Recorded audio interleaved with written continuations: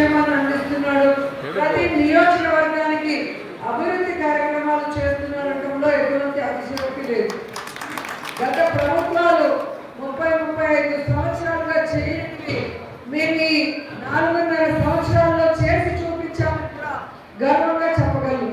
2.5 సంవత్సరం కోవిడ్లో కూడా ప్రజలకి అందుబాటులో ఉంటూ వారికి నిత్యావసర వస్తువుల నుంచి, ప్రభుత్వం ఇచ్చే ఫ్రీ రేషన్ నుంచి 2,000 రూపాయలు కోవిడ్ టైంలో మీరు బయట వెళ్ళి పని చేసుకోలేరు కాబట్టి ఇవ్వడమే కాకుండా మీకు టెస్టింగ్లు చేయటం, మీకు మెడికల్ కిట్స్ ఇవ్వటం, కోవిడ్ వచ్చిన వాళ్ళకి కోవిడ్ సెంటర్ని ఏర్పాటు చేసి మీ ప్రాణాలు కాపాడే కార్యక్రమాన్ని ఎలా చేశామో కూడా మీ అందరూ చూశారు. మిగిలిన 2.5 సంవత్సర కాలంలో ఎన్నో అభివృద్ధి కార్యక్రమాలు ఈ ప్రాంత ప్రజలకు కూడా అందించామన్న విషయాన్ని మీరు గుర్తుపెట్టుకోవాలి.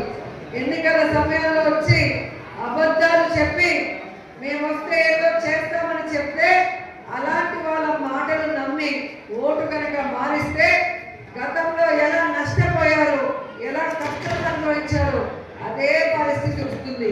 ఎందుకంటే ఈ రాష్ట్రాన్ని 14 సంవత్సరాలు చంద్రబాబు నాయుడు పరిపాలించారు. ఆ 10 సంవత్సరాల్లో కంబైన్ స్టేట్ లో ఏమీ చేయలేదు.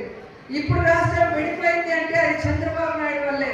ఈరోజు రాష్ట్రానికి 10 సంవత్సరాలు ఉమ్మడి రాజధాని హైదరాబాద్ ఉన్నా కూడా ఓటు నోటు కేసులో దొంగలా తొలగిపోయి దొంగలా పారిపోయి వచ్చి మనకి రాజధాని లేకుండా మనకి ఈరోజు రావాల్సిన ఉమ్మడి ఆస్తులు కానీ మనకి రావాల్సిన బకాయిలు ఏవి కూడా రాకుండా పోయాయి అంటే అది చంద్రబాబు నాయుడు పాపమే అని కూడా ఈ సందర్భంగా తెలియజేసుకుంటున్నాను.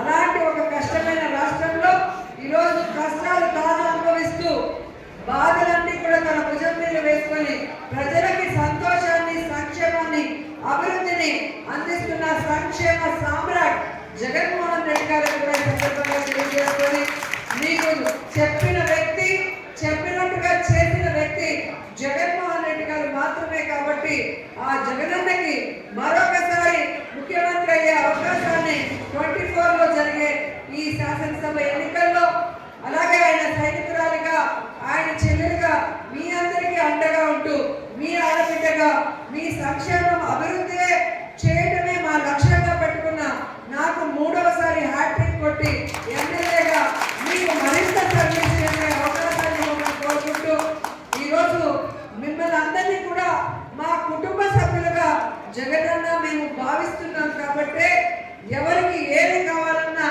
నిమిషాల్లో చేసే విధంగా సచివాలయ వ్యవస్థని, వాలంటీర్ వ్యవస్థని తీసుకొచ్చాం.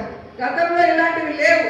జన్మభూమి కమిటీలు పెట్టుకొని మీరు వాళ్ళ ఇంటి చుట్టూ తిరగాలి, వాళ్ళ కాళ్ళ చుట్టూ తిరగాలి, ఒక చిన్న పెన్షన్ కూడా ఎన్ని కష్టాలు పడాలి, వాళ్ళకి డబ్బులు పుట్టు చెప్పాలి, వాళ్ళు చెప్పినట్టు తల ఆడించారు. కానీ ఈరోజు ఆ పరిస్థితి లేదు. మీ వాటిలో ఉన్న వాళ్ళనే వాలంటీర్లుగా పెట్టాం. మీ కష్టాలు తెలుసుకొని మీకు రావాల్సిన సంక్షేమాన్ని మీ ఇంటి నుంచే అప్లోడ్ చేసి వెంటనే ఆ సమస్యని దూరం చేస్తూ కూడా మీకు రావాల్సిన వెల్ఫేర్ని, మీ వార్డ్స్లో కావాల్సిన డెవలప్మెంట్ని చేయగలుగుతున్నాము. అంటే దేశంలో ఎక్కడా లేనటువంటి విధంగా ఈ సచివాలయ వాలంటీర్ వ్యవస్థను తీసుకొచ్చిన జగనన్నకి మనం సెల్యూట్ చేయాలని కూడా ఈ సందర్భంగా తెలియజేసుకుంటున్నాం. ఎందుకంటే సచివాలయ వాలంటీర్ వ్యవస్థ ఉంది కాబట్టి ఆ రోజు కోవిడ్ సమయంలోనా, తర్వాత హెవీ రేట్స్ వచ్చినా, లేదా ఈ రోజు మనం ఎవరికైనా సంక్షేమ పథకాలు ఇవ్వాలన్నా, ఇళ్ల పట్టాలు ఇవ్వాలన్నా ఈ సచివాలయ వాలంటీర్ వ్యవస్థ వల్ల జెన్యూన్ గా ప్రతి ఒక్కరికి చేరుతుంది. అలాంటి వ్యవస్థ వచ్చింది అంటే మీ మీద ఎంత ప్రేమ, అభిమానం జగనన్నకి, మా పార్టీకి ఉంది, మీకు చేయాలి మంచిది అని ఎంత చిత్తశుద్ధిగా మేము పనిచేస్తున్నామో మీరందరూ కూడా గమనించి రాబోయే ఇంకా 45 రోజుల్లో ఎన్నికలు రాబోతున్నాయి. సో మీ అందరూ కూడా అక్కడ జగనన్నని, ఇక్కడ మీ ఆడబిడ్డలైన నన్ను ఆశీర్వదించి చల్లటి స్థానాలు ఎలా మిమ్మల్ని ఆస్వాదిస్తున్నారో అలాగే వైఎస్ఆర్ కాంగ్రెస్ పార్టీ అధికారంలో ఉంటే మీరు బాగుంటారు, మీ పిల్లల భవిష్యత్తు బాగుంటుంది, ఈ రాష్ట్రం బాగుంటుందని కూడా తెలియజేసుకుంటూ సెలవు తీసుకుంటున్నాను.